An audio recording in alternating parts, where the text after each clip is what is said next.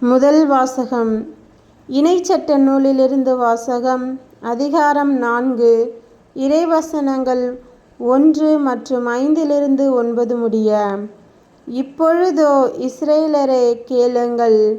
நான் உங்களுக்கு கற்றுத்தரும் நியமங்கள் முறைமைகளின்படி ஒழுகுங்கள். அப்போது நீங்கள் வாழ்வீர்கள்.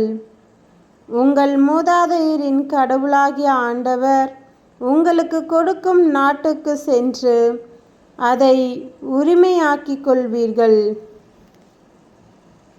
நம் கடவுளாகிய ஆண்டவரின் கட்டளைப்படியே நியமங்களையும் முறைமைகளையும் உங்களுக்கு கற்றுத்தருகிறேன். எனவே நீங்கள் போய் உரிமையாக்கிக் கொள்ளும் நாட்டில் அவற்றை பின்பற்ற வேண்டும். நீங்கள் அவற்றை பின்பற்றி நடந்தால் அதுவே மக்களினங்கள் முன்னிலையில் உங்கள் ஞானமும் அறிவாற்றலுமாய் விளங்கும். இந்த நியமங்களை கேள்வியுறும் அனைவரும் உண்மையில் இந்த பெரிய இனம் ஞானமும் அறிவாற்றலும் நிறைந்த மக்களை கொண்டது என்பர். நாம் குரல் எழுப்பும் போதெல்லாம் நம் கடவுளாகிய ஆண்டவர் நம் அண்மையில் உள்ளது போல மக்களுக்கு மிகவும் நெருக்கமான கடவுளை கொண்ட வேறு பெரிய இனம் ஏதாகிலும் உண்டா?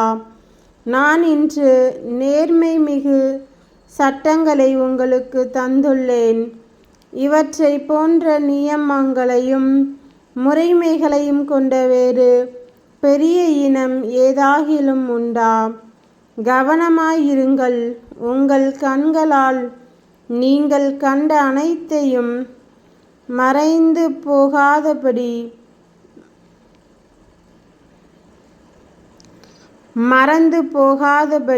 உங்கள் இதயங்களில் காத்து கொள்ளுங்கள். உங்கள் வாழ்நாள் முழுவதும் நீங்கள் அவற்றை மறக்க வேண்டாம். உங்கள் பிள்ளைகளுக்கும் பேரப்பிள்ளைகளுக்கும் அவற்றை எடுத்து கூறுங்கள். ஆண்டவரின் அருள்வாக்கு. இறைவா, உமக்கு நன்றி. நற்செய்தி வாசகம். புனித மத்தேயு எழுதிய நற்செய்தியிலிருந்து வாசகம். அதிகாரம் 5. இறைவசனங்கள் 17 19 முடிய. திருச்சட்டத்தையோ இறைவாக்குகளையோ நான் அழிக்க வந்தேன் என நீங்கள் எண்ண வேண்டாம். அவற்றை அழிப்பதற்கன்று நிறைவேற்றுவதற்கே வந்தேன். விண்ணும் மண்ணும் ஒழிந்து போகும் முன் திருச்சட்டம் யாவும் நிறைவேறும். அதன் ஒரு சிற்றெழுத்தோ ஒரு புள்ளியோ ஒழியாது என உறுதியாக உங்களுக்கு சொல்லுகிறேன். எனவே இக்கட்டளைகளுள் மிகச் சிறியது ஒன்றேனும் மீறி அவ்வாறே மக்களுக்கும் கற்பிக்கிறவர் விண்ணரசில் மிக சிறியவர் என கருதப்படுவார். இவை அனைத்தையும் கடைபிடித்து கற்பிக்கிறவரோ விண்ணரசில் பெரியவர் என கருதப்படுவார். கிறிஸ்துவின் நற்செய்தி. கிறிஸ்துவே உமக்கு புகழ்.